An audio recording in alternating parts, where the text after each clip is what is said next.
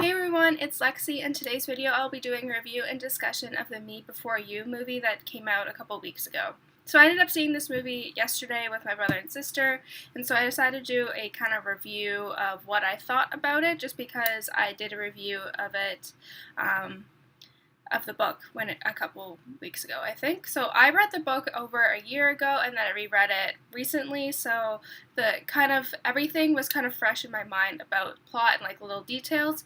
And to start out, I feel like I enjoyed the movie a lot more than I did the book, and I think part of that was like the book focuses on so many different elements, like families, like with family dynamics and issues and kind of assault and just like all these different things that I felt like it took away a lot of the romance. And this book, I feel the movie kind of focused more on the romance, which I think it was marketed as, like the book was marketed as a romance, but I didn't feel like it did like a very good job of the romance, because we don't really get to see them together that much, like having those moments. And I think in the movie they did a better job of that.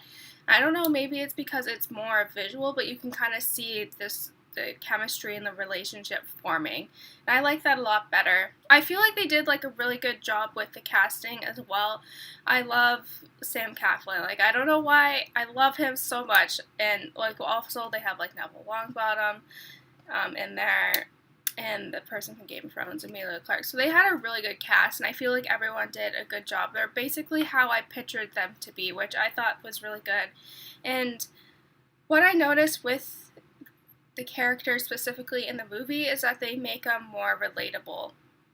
In particular, the Will's parents are more supportive for each other and for Will, and just how Lou's family has like a better relationship overall, and she has a better relationship with her sister. And I think that's just really important, because I felt like in the book, because there's like cheating going on and like kind of sister issues, it kind of took away from the main focus of the novel, which I really liked.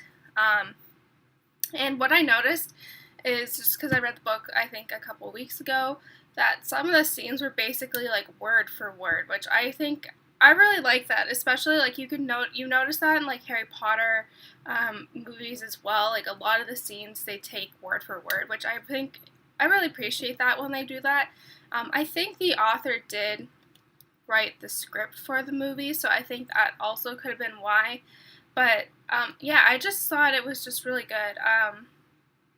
I know like there's been some criticism about this movie and how a disabled person wants to end his life because he doesn't feel it's worth living, and there's been a lot of backlash from paraplegic, quadriplegic saying yes, their life is worth living. And I think, they have a valid criticism, but I feel like there's two sides to a coin. So I don't really think we have the right to criticize Will's decision, because it's his body, and I think people should have the right over their body. I don't know, like I still find how everything, like the ending and like all that, just like I would feel mad at him. He was just this whole time, I was like, no matter what, you can't change my mind, no matter how much you try. And I noticed in the book, like Lou says I love you, but he never says it back. And so in the movie, no one says I love you. So I think that kind of took away the fact that he didn't say that. So I don't know, like I feel like I enjoyed the movie a lot better. I feel like I don't know, they made it have like everyone was more relatable and likable, especially like Patrick. Like he was a big jerk in the book, and he still kind of is in the movie, but they kind of tone it down a bit and they add more humor to his kind of weird antics. And I don't know, like how Lou has a stronger relationship with her father. I feel like the movie did a better job at making stronger relationships, because I felt like that took away from the novel. And I don't know, like I feel like the book did a good job of following the book. Some things weren't for T, like Lou's thing with like the maze. I have a squirrel trying to climb up my window. But like Lou's thing with the maze wasn't included, and just kind of like the aftermath and like the media following everything that happened to Will. And I feel like that kind of took away from the relationship. It's obviously this book and the movie focus on Lou's and Will's relationship and how they help each other. So I think that was really important to kind of center in on that and just take it from there. And I actually didn't cry when I saw the movie, I think because I read the book 2 times, so then I was, okay.